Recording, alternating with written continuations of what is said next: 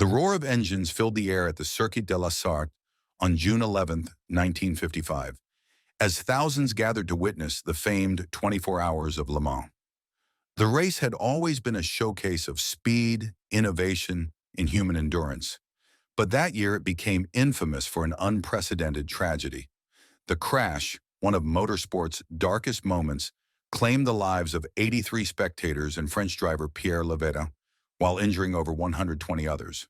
What began as a fiercely competitive race between automotive giants Jaguar, Ferrari, and Mercedes-Benz devolved into chaos as debris flew into the crowded stands, leaving a trail of devastation. The catastrophe led to a re-examination of racing safety worldwide, with several countries temporarily banning motorsport events. This is the story of that fateful day, a tale of human ambition, mechanical brilliance, and the heavy price paid when technology outpaces safety. Before the crash, anticipation for the 1955 race was at a fever pitch. Rivalries among Ferrari, Jaguar, and Mercedes-Benz were intensified by their technological advancements. Ferrari, though quick, was plagued by fragility, while Jaguar boasted experienced drivers like Mike Hawthorne and cutting-edge disc brakes. Mercedes-Benz, riding high on its Formula One successes, fielded the innovative 300 SLR, a lightweight marvel made of magnesium alloy, but lacking the modern disc brakes of its competitors. The race began under clear skies at 4 p.m. The initial hours were a showcase of skill, with Hawthorne, Juan Manuel Fangio, and Eugenio Castellotti trading the lead. As the laps ticked by, Castellotti fell back, leaving Hawthorne and Fangio to duel fiercely, breaking lap records and showcasing the era's breathtaking speed. The Circuit de la Sarthe, largely unchanged since 1923, was ill-equipped for such high-powered machines. With no barriers between the pit lane and the racing line and minimal spectator protection, the risks were enormous. Cars lacked seatbelts, as drivers believed being ejected was safer than being trapped in a burning wreck.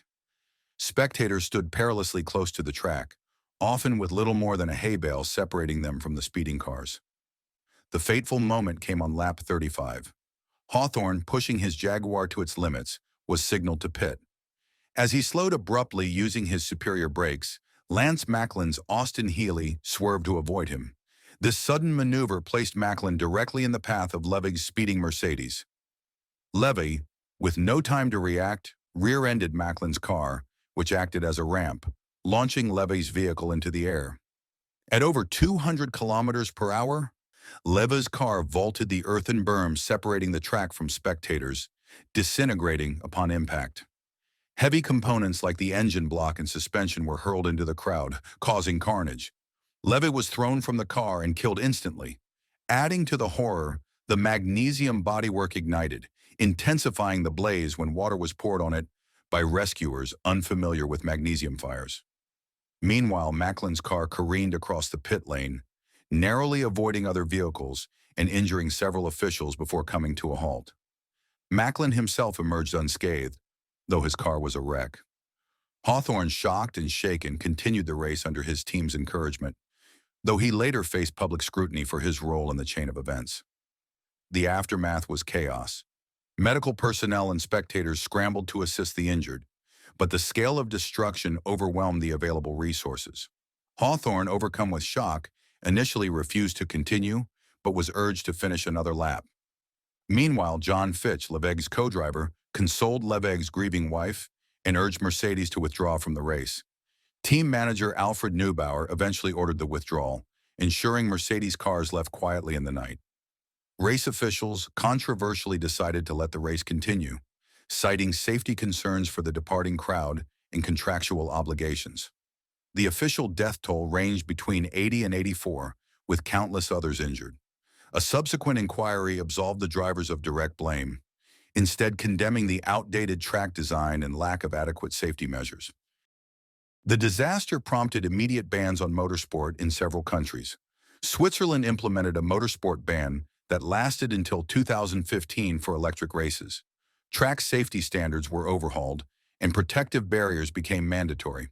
The Circuit de la Sarthe underwent significant renovations, including the removal of the pit straight kink and the construction of new grandstands. The crash also spurred a cultural shift. Mercedes-Benz withdrew from motorsport until 1985, and many drivers, including John Fitch, became advocates for safety. Fitch's innovations, such as the sand-filled Fitch barrels now common on highways, were direct results of his experiences. Racing organizations began prioritizing safety for drivers and spectators alike, leading to developments like better crash barriers, mandatory seatbelts, and improved fire suppression systems in cars. Decades later, the 1955 Le Mans disaster remains a somber reminder of motorsport's inherent dangers and the relentless pursuit of progress that often exacts a heavy price. It stands as a testament to the need for constant vigilance and innovation in safety, ensuring that the spirit of competition does not overshadow the value of human life.